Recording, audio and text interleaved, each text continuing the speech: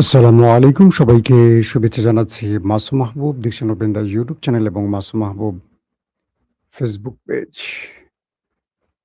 দেশ এবং বিদেশের বেশ কিছু গুরুত্বপূর্ণ খবর দিতে চাই আজকের লাইভ সেশনে। আশা করি প্রত্যেকে ভালো আছেন। প্রিয় দর্শক, একদিকে বাংলাদেশের ক্যাম্পাসগুলো উত্তপ্ত হয়ে উঠছে। ছাত্রদল, শিবির, এনসিপির মধ্যে তীব্র লড়াই চলছে। রোকেয়া বিশ্ববিদ্যালয়, জগন্নাথ বিশ্ববিদ্যালয় সহ উত্তেজনা ক্রমান্বয়ে বাড়ছে। ছাত্র প্রতিনিধিদের গায়েও হাত তোলা হচ্ছে। আহত হয়ে হাসপাতালে যাওয়ার ঘটনাও ঘটছে। পাশাপাশি আন্তর্জাতিক বিশ্বের খবর, ইরান আবারও আমেরিকার উপর সারপ্রাইজ অ্যাটাক চালিয়েছে এবং মার্কিন প্রেসিডেন্ট ডোনাল্ড ট্রাম্প এই ব্যাপারে যথেষ্ট অবাক হয়েছেন, হতবাক হয়েছেন, টেনশনে পড়েছেন। পাশাপাশি ইমরান খানকে নিয়েও আশার বাণী শুনতে পাচ্ছি। দর্শক, চলুন এই খবরগুলো দিতে চাই। প্রথমে আন্তর্জাতিক বিশ্বের কিছু খবর দিয়ে আমি বাংলাদেশ প্রসঙ্গে চলে যাব। যারা বাংলাদেশ প্রসঙ্গে ডিটেল শুনতে চান, একটু ওয়েট করতে হবে। যখন আমেরিকা ইরানে হামলা বন্ধ করে আলোচনার দরজা খুলে রেখেছিল, এমন সময় কিছু গণমাধ্যম দাবি করছে হঠাৎ করে ইরান কুয়েতে মার্কিন ঘাঁটিকে টার্গেট করে সারপ্রাইজ অ্যাটাক চালিয়েছে এবং এ হামলায় আমেরিকার মার্কিন যে সামরিক সরঞ্জাম ব্যাপক পরিমাণ ধ্বংস হয়েছে। আমেরিকা বলছে যে তারা আলোচনার দরজা খুলে রেখেছে, কিন্তু ইরান এই আলোচনায় আসছে না। আর ইরান বলছে যে তারা আলোচনার নাম করে অস্ত্র জোগাড় করছে। তারা যে ধোলাই শিকার হয়েছে সেগুলোকে পুনঃসংস্কার করে প্রস্তুতি নিয়ে আবারও ধোলার জন্য রেডি হচ্ছে। ইরান বলছে, আমেরিকা বলছে ইরানের জন্য দুটো পথ খোলা: এক, চুক্তি; দুই, আত্মসমর্পণ। ইরান বলছে আমাদের জন্য পথ একটাই খোলা, সেটি হলো এ অঞ্চল ছেড়ে আমেরিকাকে চলে যেতে হবে, অন্যথায় যুদ্ধ। পাশাপাশি ইসরায়েল আমেরিকার উপর ব্যাপক নাখোশ, কারণ আমেরিকা যুদ্ধটা শুরু করতে গিয়েও হঠাৎ করে থামিয়ে দিয়েছে। বিষয় ছিল আমেরিকা এবং ইসরায়েল একযোগে ইরানে একটা ম্যাসিভ অ্যাটাক চালাবে, পুরো ইরানটাকে ধ্বংস করে দেবে। এবং ঠিক সেই মোক্ষম সময় যখন ডোনাল্ড ট্রাম্প সুইচ চাপ দিবেন যুদ্ধের, তখন ইউরোপ এবং গালফ কান্ট্রি থেকে একাধিক ফোন আসে তার কাছে। মোহাম্মদ বিন সালমান, তুরস্ক, মিশর, ইউরোপীয় রাষ্ট্রগুলো এক রাতের তুগলকি কাণ্ড ঘটিয়ে দেয় ডোনাল্ড ট্রাম্পের হোয়াইট হাউসে। প্রত্যেকটা ফোনেরই অপর প্রান্ত থেকে ট্রাম্পকে বলা হয়, যুদ্ধ বন্ধ করুন, আপনি এই বড় আক্রমণে যাবেন না, পুরো পৃথিবী অশান্ত হয়ে যাবে, আপনি আর কন্ট্রোল করতে পারবেন না, তেলের বাজার অস্বাভাবিক হয়ে যাবে, দাম বাড়বে, তেল রপ্তানি বন্ধ হয়ে যাবে, আরবদের তেল ছাড়া পৃথিবী প্রায় অচল হয়ে পড়বে। ট্রাম্প তার মিত্র বন্ধুদের এই চাপে পড়ে শেষ পর্যন্ত যুদ্ধ থেকে বেরিয়ে আসেন এবং আলোচনার জন্য কাতার, পাকিস্তানকে মধ্যস্থতায় পাঠান। ইরান তাদেরকে শর্ত জুড়ে দেয়, আমেরিকাকে এই অঞ্চল ছেড়ে যেতে হবে, হরমুজে অবরোধ, যে নেভাল ব্লকেট তুলতে হবে। আর পূর্বে যে বিষয়গুলো আমেরিকা শর্তে সিগনেচার করেছিল ইসলামাবাদ চুক্তিতে, তা অক্ষরে অক্ষরে পালন করতে হবে। কিন্তু আমেরিকা বারবারই সময় নেয়, যুদ্ধবিরতি ঘটায়, শেষ পর্যন্ত তারা চুক্তির সঠিক ধারাগুলো মানে না। এটা হলো ইরানের অভিযোগ। এরই পরিপ্রেক্ষিতে প্রথম ইরান সারপ্রাইজ অ্যাটাক চালায়। এরপর আরেক দফা আমেরিকা ইরানের মধ্যে অ্যাটাক চালিয়ে একটা বড় হামলার ঘোষণা দেওয়ার পর হঠাৎ করে যখন যুদ্ধ বন্ধ থাকে, ইরান আবারও কুয়েতে অ্যাটাক চালায়। যে কুয়েতে অ্যাটাকের পর ট্রাম্প বুঝতে পারছেন যে তিনি নন, ইরান নিজেই এখন যুদ্ধের মূল ড্রাইভিং সিটে আছে। এই পরিস্থিতিতে মোটামুটি আন্তর্জাতিক বিশ্ব এইটুকু বুঝতেছে যে ইরানকে নিয়ে ট্রাম্প যে কথাগুলো বলছে মিথ্যা বলছে। কারণ ইরান যদি আমেরিকার হাতে পায়ে ধরে যুদ্ধ বন্ধের জন্য, তাহলে তারা এই অ্যাটাক নিজেরা স্বপ্রণোদিত হয়ে করবে না। এই কুয়েতে হামলার কারণে বোঝা যাচ্ছে আমেরিকা যুদ্ধটা চাইছে না, ইরান বরং যুদ্ধ চাইছে, কারণ ইরান সাফল্যের দ্বার প্রান্তে আছে, এটি ধারণা করা হচ্ছে। পাশাপাশি মার্কিন অবরোধের তীব্র নিন্দা জানালো এবার সরাসরি তেহরান। বলছে ট্রাম্প শেষ সুযোগের শেষ সুযোগে যে হুঁশিয়ারি দিলেন, এটাকে তারা তোয়াক্কা করে না।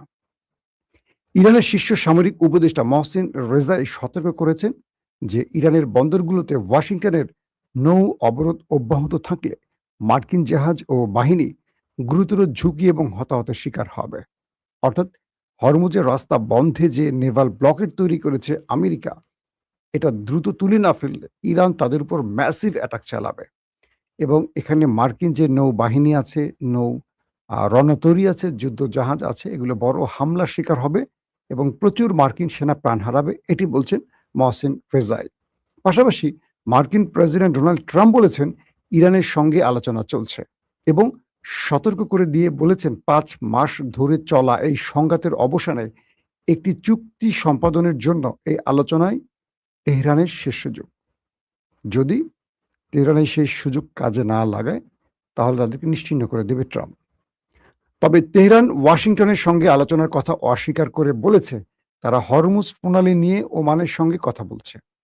ট্রাম্পের শান্তি বোর্ড বলছে, অর্থাৎ আমেরিকা প্রস্তাব দিয়েছে ইরানকে আলোচনার, ইরান সেটাকে ডিনাই করছে, বলছে তাদের সাথে আমাদের কোনো আলোচনা নেই। হরমুজ প্রণালী ইস্যুতে আমরা আলোচনা করব ওমানের সাথে, কারণ এটা আমাদের, আর অপর প্রান্তে ওমানের। আমেরিকাকে এখানে আমাদের সাথে আলোচনা করার, সে কোত্থেকে আসছে মোরল? তাকে তো আমি মানি না, তাকে ইসরায়েল মানতে পারে, তাকে সৌদি আরব মানতে পারে, বাংলাদেশ মানতে পারে, পাকিস্তান মানতে পারে। আমি তো তাকে মানবো না। সে কে? সে তো আমার বিচারক নয়। এটা আমার অঞ্চল, আমার জলসীমার সিদ্ধান্ত আমার। যেমন আমেরিকা নিজের অঞ্চলের সিদ্ধান্ত নিজে নেয়, আমরা দেই না। আমাদের অঞ্চলের সিদ্ধান্ত আমরা দেব, আমেরিকা দেবে আর কি। তো এই অবস্থার মধ্যে আছে এখন দুই দেশের আলোচনা বা হট টপিকগুলো। পাশাপাশি ইমরান খানের মুক্তির বিষয় দি অবজারভার, একটা ব্রিটিশ গণমাধ্যম, তারা বলছে যে তৃতীয় পক্ষ আলোচনা করছে এবং কিছু ভালো বার্তা আসতে যাচ্ছে। কতটুকু সঠিক জানি না। ইমরান খানের 2 ছেলে কাসিম সুলাইমান তার বাবার মুক্তির জন্য এবং তার বাবার শারীরিক অবস্থার জন্য সরকারকে কঠোর হুঁশিয়ারি দিয়ে বলেছেন তার বাবার কিছু হলে এর দায় সরকারকে বহন করতে হবে। শেষ পর্যন্ত ইমরান খানের মুক্তি মিলবে কিনা এটা নিয়ে আমি চাইবো আরো ডিটেইল তথ্য আপনাদের দিতে, কারণ পাকিস্তান এই মুহূর্তে খুব ক্রুশিয়াল মুভমেন্টে আছে, যেমন বাংলাদেশ আছে। দুঃখজনক হলেও সত্য যে বাংলাদেশ এবং পাকিস্তানের রাজনৈতিক বিরোধ বা চিন্তাগুলো প্রায় এক। যে কারণে বাংলাদেশে মানে অস্বস্তির মধ্যে আছে রাজনীতি। একইভাবে আমরা দেখতে পাচ্ছি যে পাকিস্তানও একইভাবে। দুটো দেশের চিন্তা চেতনা মানে সবগুলোর প্রায় মিল আছে। আমাদের দেশের রাজনৈতিক দলগুলো যেমন পরিবারতন্ত্রের, ওই দেশও তাই। ভিন্ন কেউ এসে এখানে টিকে থাকতে পারে না। এসছিলেন শুধু ইমরান খান। তাকে সবাই মিলে একদম করাপ্টেড সবগুলো, সেনাবাহিনী বলেন, ব্রুকেট বলেন, প্রশাসন বলেন, সবাই মিলে ইমরানকে সার্চ করে দিচ্ছে। কারণ দুর্নীতি না থাকলে এরা টিকে থাকবে না। এরা তো আসলে রাজনীতি না, আসে মাল কামাইতে। তো বাংলাদেশের অবস্থা দেখেন, এই যে বিদ্যুৎ বিলের ভৌতিক বিল ওঠা শুরু করছে। আমার নিজের বাসায় ডবল হয়ে গেছে। হঠাৎ ১ মাসে ১ বিল, পরের মাসে পুরো ডবলের বেশি বিল। কাকে জিজ্ঞেস করব? আজকে ডক্টর জাহিদ, রাষ্ট্রের একজন উপদেষ্টা প্রধানমন্ত্রীর বা বিএনপি সরকারের, একসময় টকশো করতেন। তো সেই জাহিদ বলছেন যে সংশ্লিষ্ট কর্তৃপক্ষকে জানাতে ঢালাওভাবে অভিযোগ করতে না। তো বিদ্যুৎ বিভাগের অফিসে যাওয়া হলো, মানে আমার ড্রাইভার গিয়েছিলেন কাগজ নিয়ে, বলছে আপনারা এই ইউনিট খরচ করেছেন। এখন আমাকে একটা জিনিস বলেন, আমার বাসায় বিদ্যুৎ কতটুকু ব্যবহার হয়েছে এটা আমি বের করব কিভাবে? আমার কাছে মেশিন আছে। যদি যাদের কাছে অভিযোগ দিলে তারা কোনো কারণ দেখাতে পারে না, তারা বলছে আপনাদের মিটারে এটা উঠছে। কি উঠছে না উঠছে, মিটার কি কে কতজন বোঝে? আগের মাসে কত ছিল, এই মাসে কত, এই জিনিসগুলো নিয়ে এখন হসপস অবস্থা। এখন একটা যে বিষয় আমরা বুঝতে পারছি যে যারা সরকারে থাকে তারা মানুষের কথা শুনতে চায় না। আজকে যদি আওয়ামী লীগ থাকতো ক্ষমতায়, এই অভিযোগগুলো বিএনপি করতো এবং আমরা যে এই কথাগুলো লিখতাম ফেসবুকে, বিএনপি বাহবা দিত। আজকে আমি ফেসবুকে শুধু এটা পোস্ট করছি, যেই ইকবাল হাসান মাহমুদকে বেগম জিয়া ২০০৬ বিদ্যুৎ মন্ত্রী থেকে সরিয়ে দিয়েছেন, জ্বালানি ও বিদ্যুৎ মন্ত্রী থেকে। তাকে এই সরকার এসে নতুন করে একই পদে আবার বহাল করলেন। বেগম জিয়া যাকে ব্যর্থতার দায়ে সরিয়ে দিলেন, তাকে আবার এই পদে কি করে বসালো? আমার বন্ধু, আমরা লন্ডন মিডিয়া সেল একসাথে কাজ করেছি, তারেক রহমানের যে মিডিয়া সেল, যার সাথে আমরা কাজ করতে, সে আমাকে সেখানে গুপ্ত সম্বোধন করেছে। আমার বন্ধু, বুঝতে পারছেন? যিনি আমাকে চা বানিয়ে খাওয়াতেন, যিনি আমাকে রান্না করে খাওয়াতেন, মানে মিডিয়া সেলে আমরা যখন কাজ করতাম তার দায়িত্বটা ছিল আমাদের চা বানাতেন, রান্না করে খাওয়াইতেন। সে রান্না-টান্না ভালো পারে। বাট মিডিয়া কেন্দ্রিক সে কিছু বুঝতো না। কিন্তু দলকে ভালোবাসতো বলে তাকে রাখা হয়েছিল মিডিয়া সেলে। চা আনতেন, খাবার দিতেন, বাইরে থেকে কোনো খাবার লাগলে অর্ডার করতেন। এগুলো সে করতেন। আর মিডিয়া কেন্দ্রিক কাজগুলো আমরা করতাম। তো আমাকে সে লিখছে গুপ্ত। মানে আরো কিছু লিখছে গুপ্ত। আমি আকাশ থেকে পড়ছি যে এত বছর কাজ করার পর জাস্ট একটা সত্য কথা বলার জন্য যদি গুপ্ত হতে হয়, বাংলাদেশের ১৮ কোটি মানুষই তাহলে গুপ্ত হয়ে যাবে। আমার ভৌতিক বিলের প্রশ্ন আমি তুলতে পারব না। এটাই কি বাংলাদেশ? মানে নতুন বাংলাদেশ? এরকম হওয়ার কথা। আফসোস না? দুঃখ লাগে কিনা বলেন? দর্শক, আসেন কয়েকটা গুরুত্বপূর্ণ খবর দিয়ে বাংলাদেশের আরো। কালকে রাতে আমরা রোকেয়া বিশ্ববিদ্যালয়ে দেখেছিলাম একটা বিশাল ঘটনা। এবার দেখলাম আজকে প্রচুর সোশ্যাল মিডিয়ায় ছবি ভাইরাল হয়ে গেছে। জগন্নাথ বিশ্ববিদ্যালয় শিক্ষার্থীদের বিভিন্ন দাবি সংবলিত প্ল্যাকার্ড প্রদর্শনকে কেন্দ্র করে ছাত্রদলের নেতাকর্মীদের হামলায় ছাত্র শিবির এবং ছাত্র শক্তির জগন্নাথ বিশ্ববিদ্যালয় কেন্দ্রীয় শিক্ষার্থী সংসদ সহ বেশ কয়েকজন নেতা আহত হয়েছে। শিবির এবং বাকিরা তারা ছাত্রদের অধিকারের জন্য কিছু প্ল্যাকার্ড তৈরি করেছিলেন। শিক্ষার্থীদের অধিকার থাকে না, দাবি থাকে না। ছাত্র সংসদ তো সেই জন্য নির্বাচিত হয়। বাংলাদেশে এর আগের ছাত্র সংসদের কাজ ছিল একটাই, হল দখল, রুম দখল, গণরুম এবং ভিন্ন মতদর্শের লোকদেরকে জোর করে ভয় দেখিয়ে মিছিলে নিয়ে যাওয়া নিজের দলের যারা ক্ষমতায় থাকে। কিন্তু এবার ক্যাম্পাসগুলোর অধিকাংশ জায়গায় যেখানে নির্বাচন হয়েছে তারা সেখানে প্রভাব বিস্তার করতে পারছেন না। এই বর্জীয় রাজনীতি থেকে বেরিয়ে গেছে অনেকে। ২০২৬-এ কেউই রাজনীতি পছন্দ করে না। তো জগন্নাথ বিশ্ববিদ্যালয়ের ছাত্রদের দাবির বিষয় যখন ছাত্র সংসদ মানে শিবির বা আরো যারা আছে সোচ্চার ছিলেন, তাদের উপর এই প্ল্যাকার্ড বহন করতে গেল কেন? মানে দাবির কাগজ হাতে নিল কেন? তাদের উপর অ্যাটাক করে সরকারি দলীয় নেতারা বা ক্যাডাররা। এবং এই সময় যিনি জিএস, নির্বাচিত জিএস, তাকে রক্তাক্ত করিয়ে পিটিয়ে রক্তাক্ত করা হয়েছে। শুধু তাই নয়, তাকে পিটিয়ে ধরে ছাত্রদল মিছিল করেছে, তাকে মার্চার মিছিল করছে। কি বলছে? এই কি সন্ত্রাসের ঠিকানা এই ক্যাম্পাসে হবে না। সন্ত্রাসী নিজেই বলতেছে নিরীহদেরকে যে সন্ত্রাসের ঠিকানা এই ক্যাম্পাসে হবে না।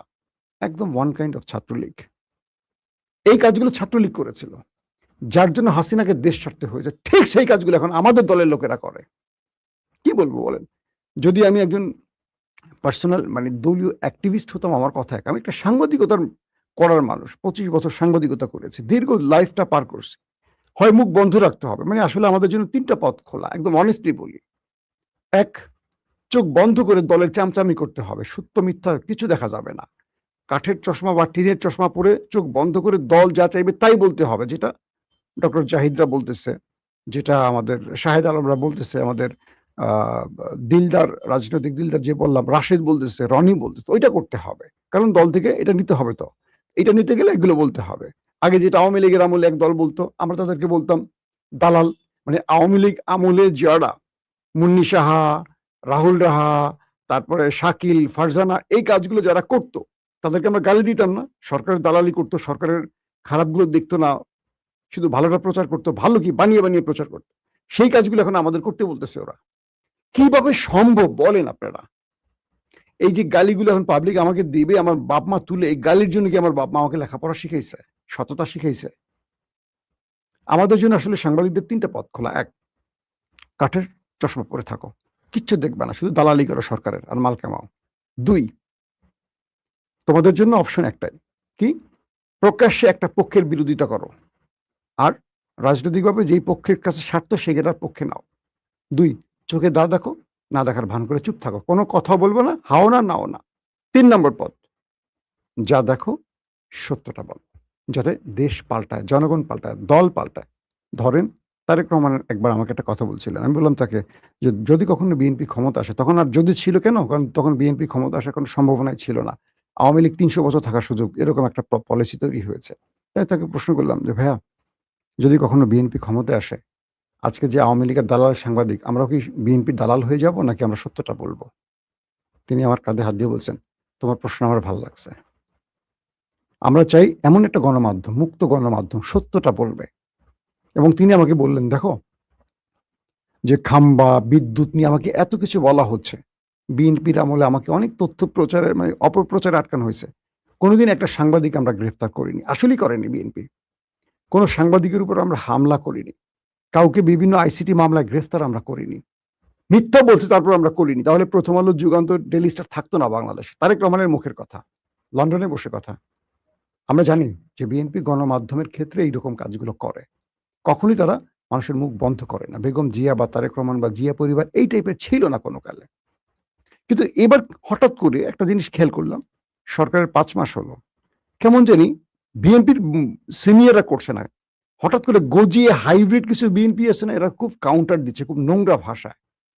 এরা যে বিএনপিকে পচাচ্ছে, মানুষের কাছে অজনপ্রিয় করছে, এদেরকে যে বিএনপিকে যে ফ্যাসিস্ট বানাতে চায় হাইব্রিড গুলো, এটা দলকে বুঝতে হবে। আওয়ামী লীগের এই অসহনীয়, অসহ্যকর চেহারাটা কিন্তু আওয়ামী লীগের প্রতি মানুষের ঘৃণা বাড়িয়েছে, আর যার জন্য গণবিপ্লব হয়েছে। আপনি কথা শুনবেন। আপনার যদি মনে হয় মিথ্যা, সেটাকে সত্য দিয়ে জবাব দেবেন।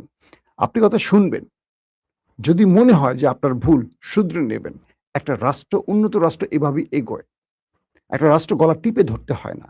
চোখ তুলে ফেলতে হয় না রড দিয়ে। এই রাষ্ট্র একটা ছেলের চোখের উদাহরণ হবে হাজারটা। কি জানেন? যে ছেলেটার চোখ তুলে ফেলা হলো, এই ছেলেটা পুরো বিএনপিকে পচিয়ে দিয়ে গেছে কিন্তু। বাংলাদেশের এখনকার মানুষ দলবাজ না। অধিকাংশ মানুষ তারা একটা সুন্দর বাংলাদেশ দেখতে চায়। তো শিবিরের ছেলেদের উপর যে অ্যাটাকগুলো হইছে বা শক্তির উপর, এটা রাজনৈতিক মামলা হিসেবে দেখবেন না। দেখবেন শিবির কার পক্ষে দাঁড়িয়েছিল। যদি সাধারণদের পক্ষে থাকে তাহলে শিবির ওন করবে। আর শিবির যদি এখানে সন্ত্রাসের পথ বেছে নেয়, অন্যের পথ বেছে নেয়, তাহলে ছাত্রদল ওন করবে। ক্লিয়ার? এখন দেখেন আসলে ফ্যাক্টটা কি ছিল। শিবির ছাত্রদের অধিকার নিয়ে দাঁড়িয়েছিল। এরকম আসছে গণমাধ্যমে। আমি যে রিপোর্টটি দিচ্ছি আমার বানানো না, গণমাধ্যম থেকে আমি আপনাদের দিচ্ছি।